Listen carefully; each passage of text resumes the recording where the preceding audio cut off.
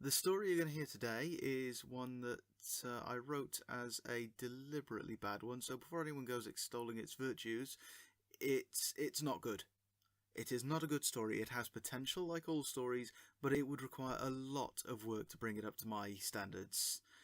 I've continued it as an example of what not to do more than anything else. There will be a proper reading later on, so stick around for that.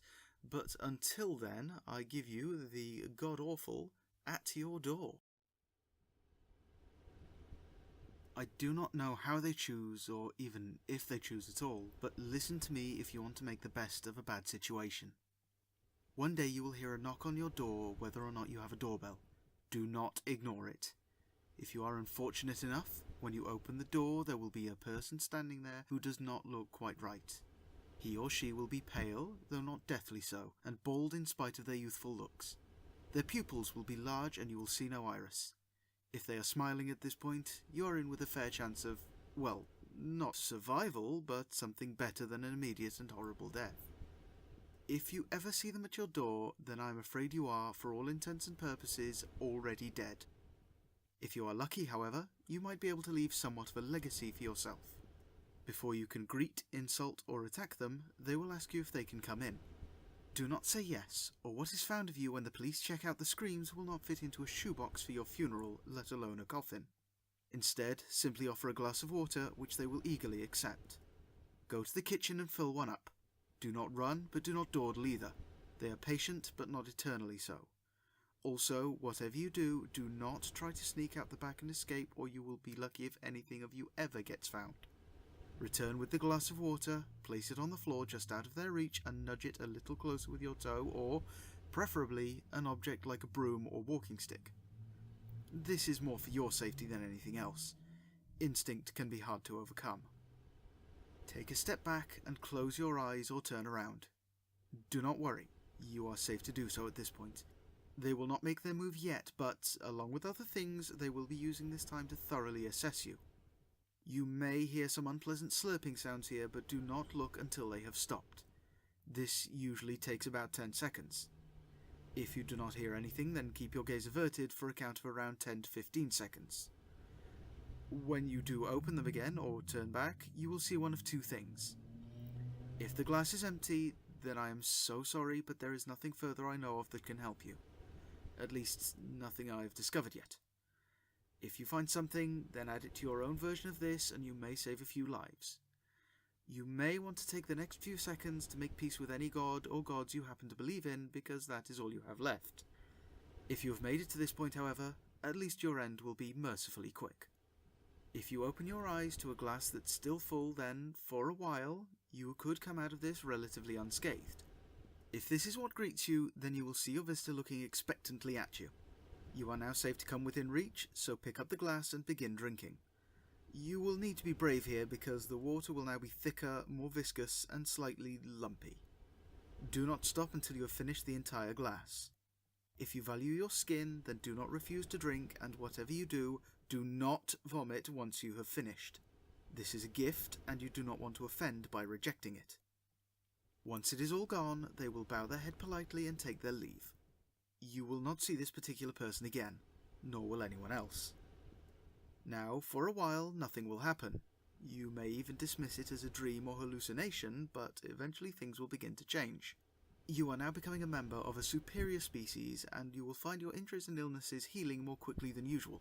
You will be able to smell deception a mile off. Your reflexes and mobility and flexibility will improve tenfold. You will now know intuitively who intends to harm you when you come near them, and who will be willing to acquiesce to your needs. Use these new skills as you see fit to make a name for yourself, because eventually you too will begin to change. Your personality will alter by quite a bit, becoming polite to a fault and obsessing over even the smallest things. You will not ask anyone specifically for help, and eventually you will distance yourself from just about everyone. There will be physical changes as well. Your skin will pale, your hair will thin, and your pupils will dilate so much that your irises will be undetectable. Unfortunately, the latter means that you will no longer be able to go out in the daytime, even with the strongest sunglasses available. It will be around the time that the lump develops in your throat that you seem instinctively unwilling to cough up that you will find yourself drawn to certain people. You will follow them home, making sure they do not spot you along the way. You will have become nice and quiet by then. At some point that night, you will knock on their door, ignoring the crass technology of a doorbell if they have one. You, and the people you need, will have to be cautious, so, as a test, you will ask them if you can come in. If they invite you, a complete stranger, in, then they are too reckless and are not who you are looking for after all, so you will have to dispose of them in the best way you know how. You can get quite hungry after all. They will need to be caring, polite, and intuitive, however, so they should know to offer you a glass of water. Of course, you must not go in while they go and get it. It is impolite to stray into someone else's home without reason. If they know what they are doing, they will close their eyes and stay, so you can get a good sniff at their pheromones. If they are not who you are looking for, then you know what to do. Just make it quick and painless. It is not their fault after all. If they are exactly the sort of person that you are looking for, and you will know, you will want to pass on the gift that you have been given. Of course, you cannot lay your clutch of eggs right there on the floor, but that is what the glass of water is for, so have at it. Anybody with any sense will long for the gift you are bestowing, so they will eagerly drink the water. If they do not, then that sort of impoliteness and ungratefulness is unforgivable and must be punished. Do not be so lenient as you are on those who simply do not make the cut. Anyway, that's pretty much all I can tell you about this, and it is getting late. There's someone around who smells quite promising, so I'm going to go and knock on a few doors. With any luck, tonight will be the night someone offers me a glass of water.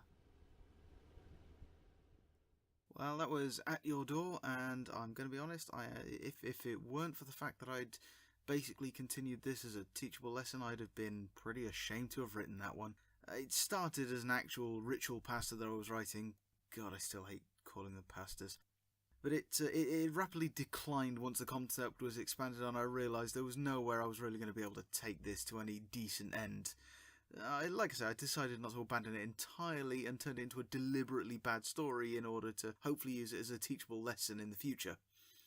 Ritual stories are difficult to get right in the first place due to oversaturation and the inherently cliché structure of them. You know, you do something, you get something, you die at some point as a direct consequence.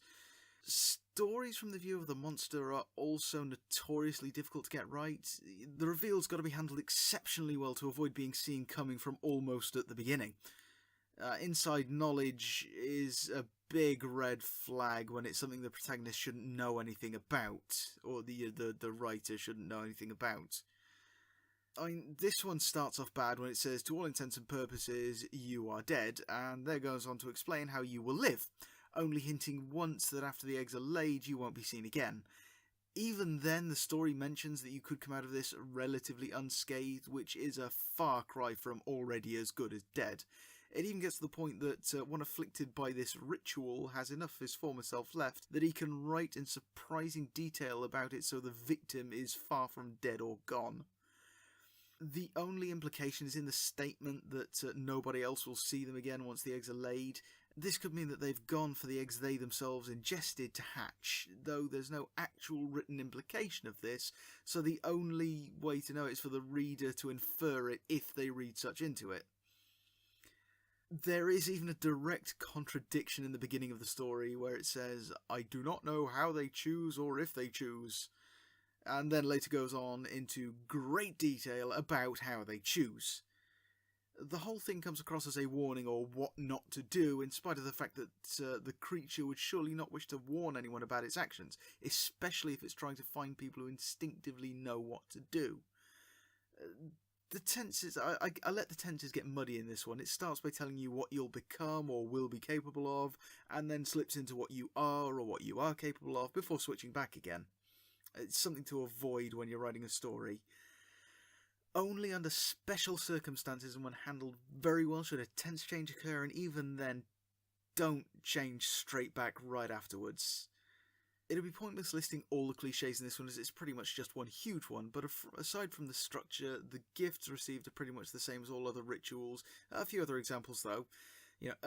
There's the becoming what you were visited by and perpetuating the cycle cliche. That's just becoming so overused that it's pointless now. The presumption that the new creature will use exactly the same methods of expecting the new potential host.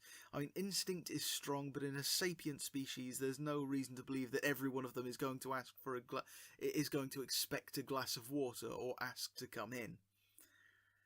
Where it says, Anybody with any sense will long for the gift you are bestowing, so they will eagerly drink the water, is a ridiculous assumption that they will have any clue of what's being offered without prior knowledge. And the clouded mind of a creature might see it this way, but it's already shown that there's still enough of the self left that it would have more sense than that. Add that the author hopes, with any luck, someone will offer him a glass of water, shows they do not assume the human knows anything about what's going on. The reveal, as I mentioned earlier, is handled very poorly. The attempt at misdirection in the very beginning is a contradiction, earlier referring to they and them, even though it's talking about its own species, so it should be going we and us. It doesn't help either that a creature that isn't human anymore still has enough of its wits about it to write a set of instructions essentially counterintuitive to its own ends. Just saying that there's someone around who smells good is all that's needed for the reveal in this one, because the reader figured out a long time ago that the author is the creature.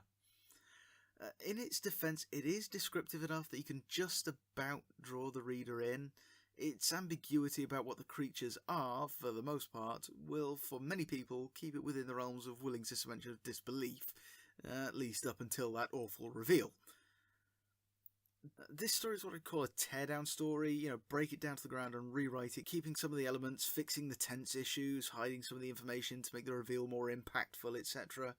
It could also be improved with a transition to third-person narrative for the finish, so instead of just going, I'm going to knock on a few doors, with any luck tonight will be the night someone offers me a glass of water. It would then be, I'm going to go and knock on a few doors, with any luck tonight will be the night someone offers me a glass of water. The creature stopped its scrawling as the scent became overpowering. It shoved the scraps of paper into its pocket and shuffled out.